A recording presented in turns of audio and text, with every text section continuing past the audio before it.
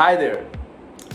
Welcome to the first episode of Ignite, a skill-oriented web series which is an initiative by Bragg University Business Club, BizB. I am Tanzir Islam, working in the corporate sector for some time now. When I was a student, I would have loved to have an opportunity to learn from platforms like this. I would like to thank BizB for coming up with such a brilliant initiative.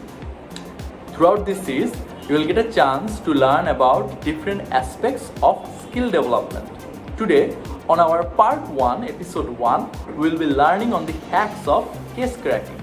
Okay, you ready? Let's get cracking. So, you get a case in your hand. What should you do? Should you start reading from the first to last? There are like 20 pages with small fonts, lots of appendices, lots of data, graphs and everything. How will you finish it? Here is hack number 1 for you. Find the core question of the case. What are they asking you to do? Is it falling sales and they don't know what to do?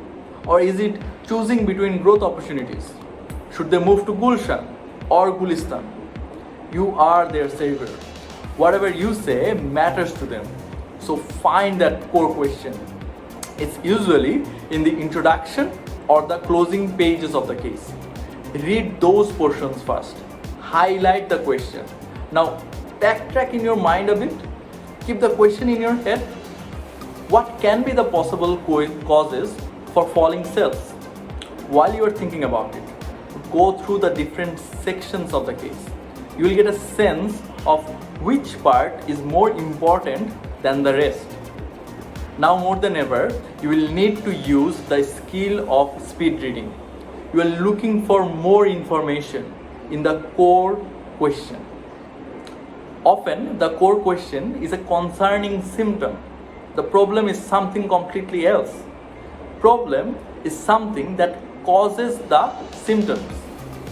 Falling sales is a symptom, whereas lack of brand awareness is the core problem. You will need to identify the problem and provide probable solutions to it. Trying to solve the symptom is like having ice cream for iftar. Delightful, but not fulfilling. You must do more. So, how do you identify the problem which is hiding from you? It's there, but you can't see it. How will you do it? Here's a trick. Jot down all the symptoms and the core question that they have said to you, and then think of one thing that connects all of them.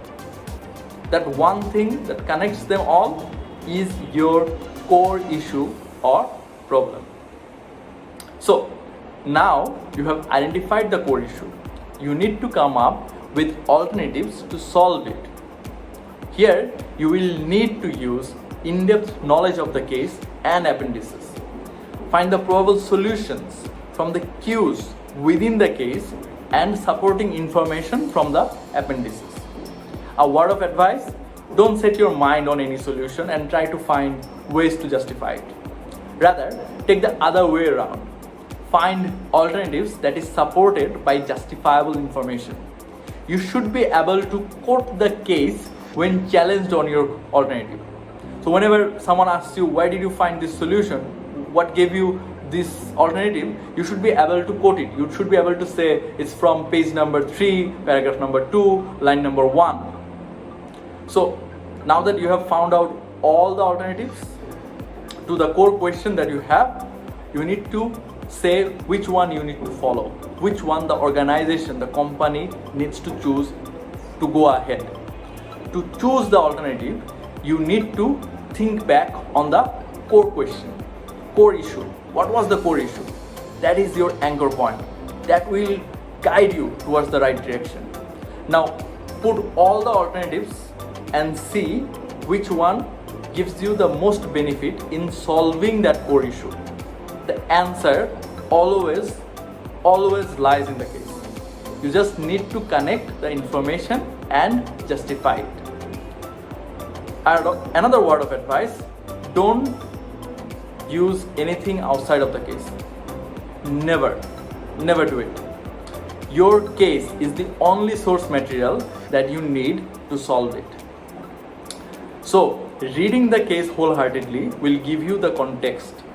Reading the appendix will give you useful information, and joining these two pieces of information together, you will have all the alternatives and you will be able to analyze them, and you will be able to add meat on those alternatives. With enough information and analysis of the alternatives, it will be very clear to you which is the right alternative to go forward. Now, is it done? That's it. You found the core issue, you solved it, you come up with the alternatives and you told them this is the right one, go forward with it. No, that's not where it ends. You have a chance to make a difference. Any good case solver would find the core issue and will also find all the alternatives and tell you that this is the right alternative to go forward with. But the best ones, the great ones, would come up with a detailed plan of execution for the alternatives. So putting all the information and the analysis to present a sequenced approach to solve the core issue is something that judges really love. So what do I mean by that?